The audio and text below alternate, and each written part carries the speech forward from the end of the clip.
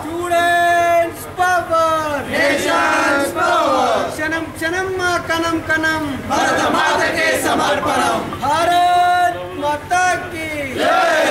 साधिद्दाम साधिद्दाम विवेकानंद आशयानु साधिद्दाम साधिद्दाम साधिद्दाम. भारत माता की जय. भारत माता की जय. जय जय माता. भारत माता. जय जय माता. भारत माता.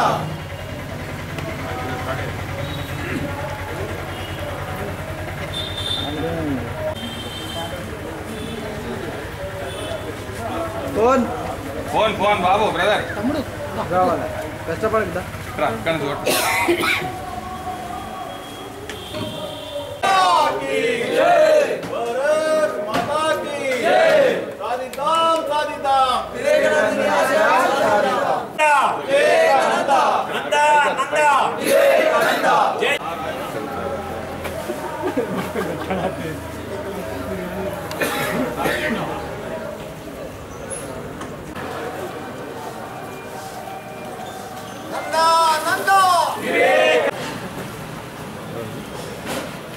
जय बोलो भारत माता की जय.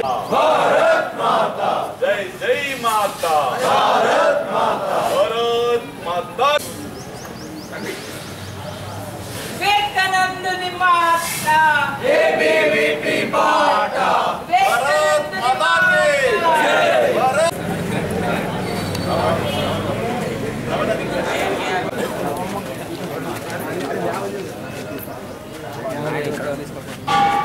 नंदा नंदा विवेकानंद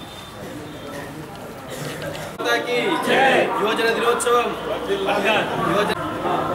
नंदा नंदा विवेकानंद नंदा नंदा.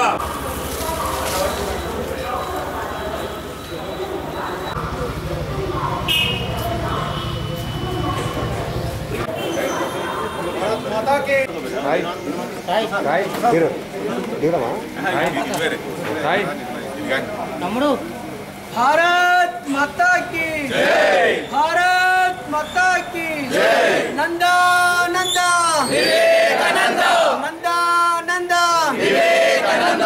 జనంలోని జ్యోతులం జాతి కొరకు వెలుగుదాం. జనంలోని జ్యోతులం జాతి కొరకు వెలుగుదాం. ఏబీవీపీ జిందాబాద్. అందరికీ స్వామి వివేకానంద జయంతి శుభాకాంక్షలు తెలియజేస్తూ భారతదేశం యొక్క ఔన్నత్యాన్ని, దేశం యొక్క గొప్పతనాన్ని, స్వాతంత్రానికి రాకపూర్వము మరి ఆనాడు 100 సంవత్సరాల కిందట చెప్పినటువంటి వ్యక్తి స్వామి వివేకానంద గారని తెలియజేస్తూ మరి వారి జయంతి సందర్భంగా గుర్తుంచుకోవాల్సినటువంటి 2 అంశాలు. వారు చెప్పినటువంటి ఒకే ఒక్క మాట, all are within you, you can do anything and everything, believe in that.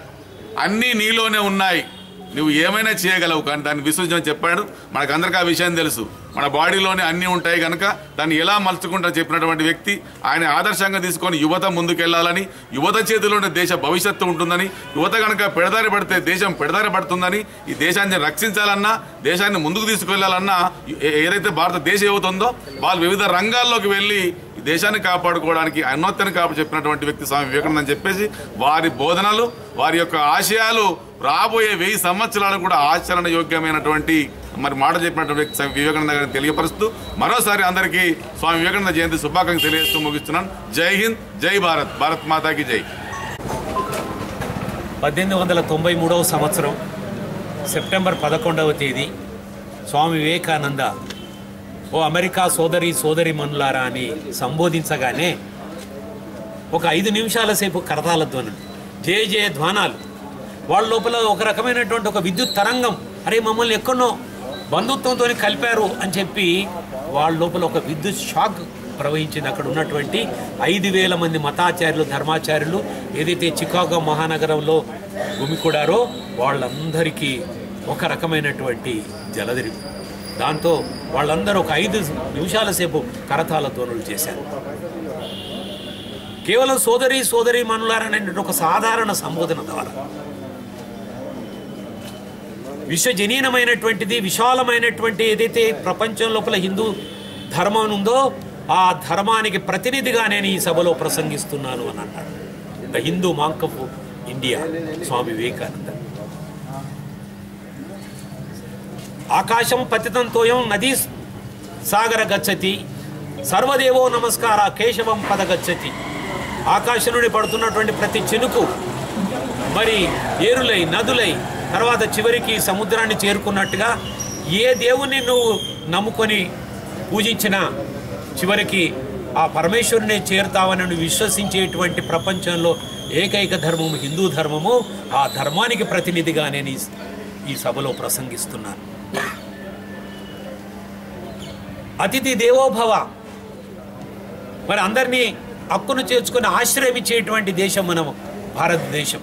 Roman నగరం తగలబడినప్పుడు ప్రపంచ మహాసంగ్రామం లోపల యూదులను ఊచకోత కోసి వాళ్ళు చెల్లా చెదురైపోయి ప్రపంచ దేశాల లోపల తలదాచుకునేందుకు కొరకు ప్రయత్నించినప్పుడు భారతదేశం వాళ్ళను హక్కున చేర్చుకొని ఆశ్రయించినటువంటి దేశము ప్రపంచం లోపలనే భారతదేశము. ఆ దేశ ప్రతినిధిగా నేను ఈ సభలో ప్రసంగిస్తున్నాను అని చెప్పి స్వామి వివేకానంద చెప్పగానే తర్వాత అందరి లోపల నీలాంటి ఆత్మ ఉంది, ఏకాత్మత మానవతావాదం ఉన్నటువంటి సనాతన ధర్మము ఏదైతే చిరు పురాతన నిత్య నూతన సనాతన ధర్మం ఉందో ఆ సనాతన ధర్మ ప్రతినిధిగా నేను ఈ సభలో ప్రసంగిస్తున్నానని చెప్పి మరి 4 ఏళ్లుగా ఆ ప్రపంచ దేశాల లోపల పర్యటించి మన సనాతన ధర్మం యొక్క గొప్ప విశిష్టతను తెలియజేసినటువంటి స్వామి వివేకానంద 4 సంవత్సరాల తర్వాత మళ్ళీ భారతదేశానికి తిరిగి వచ్చిన తర్వాత భారత భూమి లోపల అడుగిడగానే మొత్తం మట్టి చల్లుకోవడం ప్రారంభించాడు. చాలామంది ఆశ్చర్యపోయారు, ఏంటి స్వామీజీ ఏంటని. అప్పుడు వారు అన్నారు, 4 సంవత్సరాలు నేను భోగభూమి అయినటువంటి ప్రపంచ దేశాల్లో తిరిగాను, కానీ నా శరీరాన్ని నేను మళ్ళీ పునీతం చేసుకునేందుకొరకు ఈ భారత మాత పవిత్రమైన మట్టిని నేను చల్లుకుంటున్నాను.